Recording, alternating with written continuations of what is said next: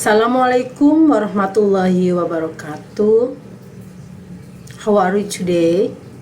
I hope you feel fine and also you feel good today. Okay, in the fifth of meeting, I would like to explain about conditional sentence type 2. But before we are going to study English lesson, let's read ayah al-basmalah. Bismillahirrohmanirrohim. Baiklah, untuk pertemuan kelima ini kita akan membahas tentang conditional sentence type 2 atau 2. Oke, untuk conditional sentence type 2 ini kita lihat dulu daftar isinya apa aja. Oke, yang pertama ada indikator dan tujuan pembelajaran, kemudian materi simple past future, kemudian yang kedua past future. Dan ini adalah materi untuk apa? Untuk pertemuan ke-1. Untuk pertemuan ke-5. Sedangkan untuk materi inti yaitu conditional sentence type 2 atau 2, kita akan membahasnya dalam pertemuan ke-6 ya. Oke, untuk pertemuan kelima kita lihat dulu untuk indikator dan tujuan pembelajaran di halaman pertama. Baiklah, untuk yang pertama mengidentifikasi fungsi sosial, struktur teks, dan unsur kebahasaan dalam teks mengenai pengandaian type 2 diikuti oleh perintah, saran sesuai dengan konteks penggunaannya. Untuk yang kedua, membedakan fungsi sosial, struktur teks, dan unsur kebahasaan dari berbagai ungkapan mengenai pengandaian type kedua diikuti oleh perintah, saran sesuai dengan konteks penggunaannya. Dan yang ketiga, menyusun teks lisan dan tulis mengenai pengandaian tipe kedua diikuti oleh perintah, saran sesuai dengan konteks penggunaannya. Sedangkan untuk tujuan pembelajaran yang pertama, siswa mampu mengidentifikasi, membedakan, dan mampu menyusun fungsi sosial, struktur teks, dan unsur kebahasaan dalam teks mengenai pengandaian tipe kedua diikuti oleh perintah atau saran sesuai dengan konteks penggunaannya. Ya, indikatornya ada 3 dan tujuan pembelajarannya ada 3. Oke, next untuk halaman kedua. Ya, sebelumnya ada pertanyaan. Apakah kalian tahu apa itu conditional sentence type kedua? Tentu ada yang tahu ataupun ada yang belum ya. Oke, langsung ke halaman kedua. Yap. Sebelum mempelajari conditional sentence type 2, kita akan mereview kembali materi tentang simple past tense dan past future tense. Jangan lupa untuk dicermati dengan baik ya. Oke, pertanyaan yang kedua. Apa itu simple past tense? Ya, kita mereview kembali. Simple past tense adalah apa? Digunakan untuk membicarakan suatu kejadian yang terjadi di masa lampau dan berakhir pula di masa lampau dalam waktu yang spesifik. Jadi simple past tense adalah suatu kejadian atau peristiwa yang sudah terjadi di masa lampau, seperti itu ya. Oke, untuk rumusan ya, rumusannya adalah untuk kalimat positif subjek, maaf, waduh ibu salah menulis, mohon maaf ya. Oke, untuk kalimat positif ini ya, subjek, verb kedua ditambahkan objek. Sedangkan untuk kalimat negatif, nah ini ya ibu salah tulis ya, mohon maaf. Subjek kemudian ditambahkan did, ditambahkan not, kemudian berubah bukan kata kerja kedua tetapi kata kerja ke-1. Sedangkan untuk kalimat interrogatif adalah did ditaruh di awal kalimat, kemudian diikuti oleh subjek, dan kemudian tetap menggunakan kata kerja ke-1. Yang menggunakan kata kerja kedua hanya ada di kalimat positif, sedangkan untuk negatif dan interrogatif menggunakan kata kerja ke-1.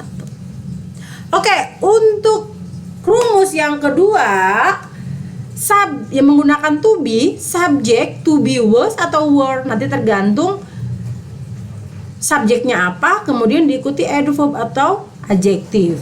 Kemudian untuk kalimat negatif, subjek ya, to be ditambahkan not, kemudian adjektif atau adverb. Ibu belum ditambahkan ya, nanti kalian untuk mencatatnya ditambahkan not ya, jangan lupa. Kemudian untuk interrogatif, to be atau was dan were diletakkan di awal kalimat, kemudian ditambahkan subjek, kemudian adjektif atau adverb. Seperti itu ya.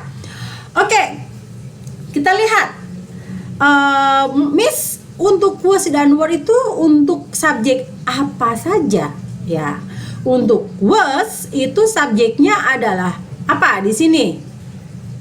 He, she, it atau orang ketiga tunggal. Sedangkan untuk were selain daripada he, she, it yaitu I, you, they, dan we, itu menggunakan to be-nya were. Oke, kita lihat contohnya.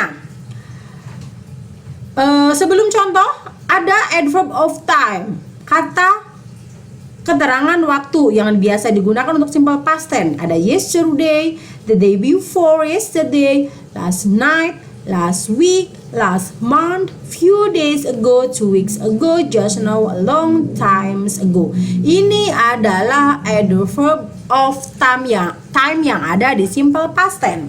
Oke, kita lihat contoh. My mom and I went to the zoo yesterday. I played football last week. Arini didn't attend my birthday party. Did you go to the school yesterday? Nah, sekarang kita mengidentifikasi untuk kalimat positif. Oke, untuk kalimat positif ada di kalimat contoh, di kalimat pertama dan kalimat kedua. Kita lihat apa itu ciri-cirinya, yaitu kata kerja kedua. When adalah kata kerja kedua dari go ya. My mom and I adalah subjek, kemudian diikuti dengan when, kata kerja kedua dari go, kemudian to the zoo yesterday. Nah, ini adalah kata keterangan tempat dan waktu, seperti itu ya. Sudah jelas kan sama kata kerja kedua. Kemudian untuk contoh yang kedua, I played ini adalah kata kerja kedua dari play. I sebagai subjek, played sebagai kata kerja kedua, football adalah objek, dan last week adalah kata keterangan waktu. Nah, ini adalah untuk kalimat positif ya. Kemudian untuk kalimat negatif, kita lihat Arini sebagai subjek, did not ini adalah ini ya, did not ya untuk negatif. Kemudian attend itu adalah kata kerja ke-1 dari attend ya, my birthday party. Nah, ini adalah objek ya. Oke, ini untuk kalimat negatif ditambahkan did not, kemudian diikuti oleh kata kerja ke-1. Dan untuk kalimat tanya di sini, untuk did diletakkan di awal kalimat yang artinya apakah, kemudian diikuti subjek, kemudian kata kerja ke-1 yaitu go. Kemudian to the school yesterday adalah apa? Kata keterangan waktu dan kata keterangan tempat ya. Oke, dan ini adalah contoh menggunakan to be. I was here last night. We were late yesterday. He was not happy because of me. Nah, ini adalah contoh dari simple past tense tetapi menggunakan kata bantu yaitu to be. Kita lihat. I was, we were, ini adalah kalimat positif. Menggunakan was, menggunakan were. Was untuk subjeknya I ya. Kemudian we untuk were. Dan kalau untuk negatif ditambahkan was now ya, seperti itu. Ini adalah untuk simple past tense ya. Oke, next. Pertanyaan yang ketiga, apa itu past future tense? Past future tense adalah menyatakan bahwa sebuah aksi atau peristiwa terjadi di masa depan, namun pembicaraan berada dalam bingkai waktu masa lalu, dan ini tidak akan terjadi sebenarnya ya. Kemudian rumusannya adalah subject, would, verb 1. Untuk negatif, subject, would not, verb 1. Kemudian untuk interrogatif, would, subject plus verb 1. Kita lihat contohnya. My parents promised they would buy new bicycle for me. Nah, orang tua saya berjanji bahwa mereka akan membeli sepeda baru untuk saya. Nah, di sini apa? Nah, they sebagai subjek, would buy. Nah, ini ada would verb 1. Nah, ini contohnya ya. Kemudian contoh yang kedua, I thought his new album would make a commercial success like the previous album. Saya rasa album barunya akan sukses seperti album sebelumnya.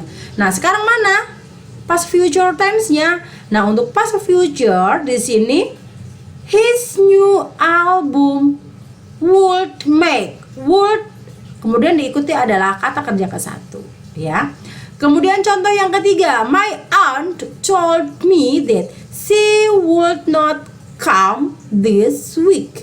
Nah, sekarang kita lihat mana kalimat past future tense. Ingat, would menggunakan kata kerja ke-1. Kita lihat mana.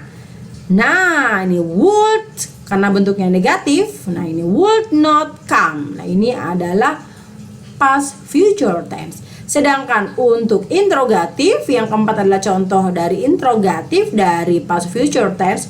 Would you finish this project? Apakah kamu akan menyelesaikan project ini? Nah, seperti itu.